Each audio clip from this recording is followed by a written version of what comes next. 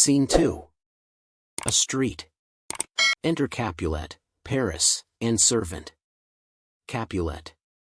But Montague is bound as well as I, in penalty alike, and 'tis not hard, I think, for men so old as we to keep the peace. Paris. Of honorable reckoning are you both, and pity 'tis you lived at odds so long. But now, my lord, what say you to my suit?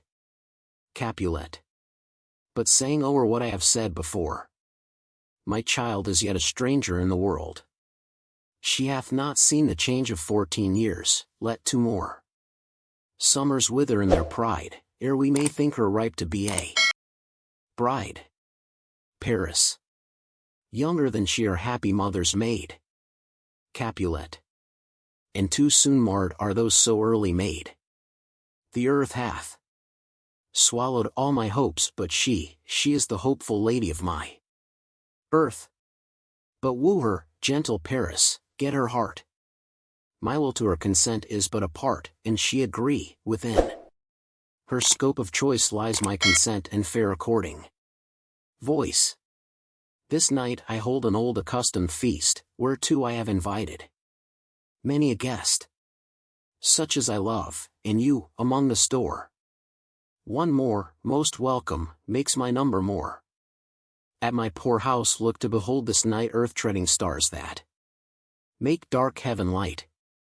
Such comfort as do lusty young men feel when well-apparelled April on the heel of limping winter treads, even such delight among fresh female buds shall you this night inherit at my house. Here all see, and like her most whose merit most shall be, which on more view, of many mine being one may stand in number, though in reckoning none. Come, go with me. To servant, giving a paper. Go, Sirrah, trudge about through fair Verona, find those persons out whose names are written there, and to them say, my house and welcome on their pleasure stay. Exeunt Capulet and Paris. Servant. Find them out whose names are written here.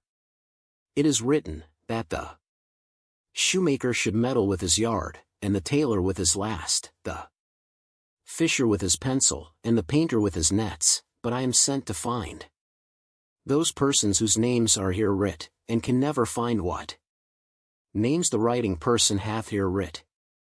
I must to the learned, in good time. Enter Benvolio and Romeo. Benvolio. Tut, man, one fire burns out another's burning. One pain is lessened by another's anguish. Turn giddy, and be holp by backward turning. One desperate grief cures with another's languish. Take thou some new infection to thy eye, and the rank poison of the old will die. Romeo. Your plantain leaf is excellent for that. Benvolio. For what, I pray thee? Romeo. For your broken shin.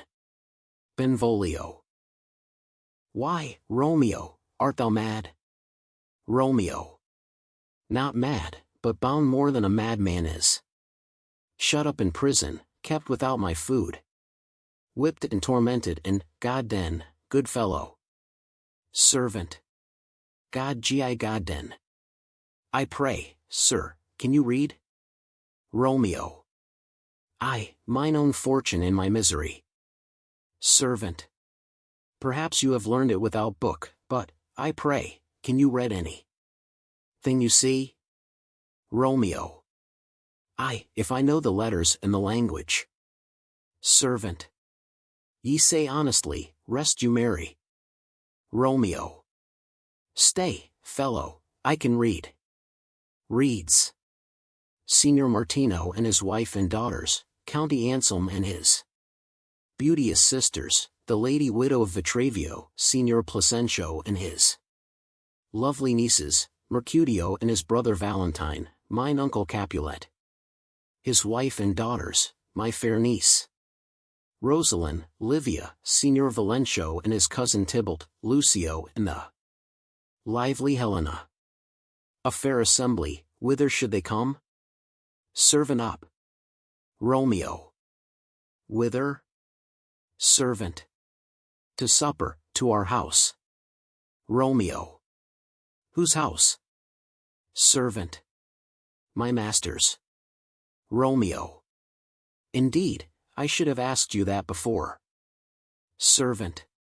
Now I'll tell you without asking, my master is the great rich Capulet, and if you be not of the house of Montagues, I pray, come and crush a cup of wine. Rest you merry. Exit. Benvolio. At this same ancient feast of Capulets sups the fair Rosaline whom thou so lovest, with all the admired beauties of Verona. Go thither, and, with unattainted eye, compare her face with some that I shall show, and I will make thee think thy swan a crow. Romeo.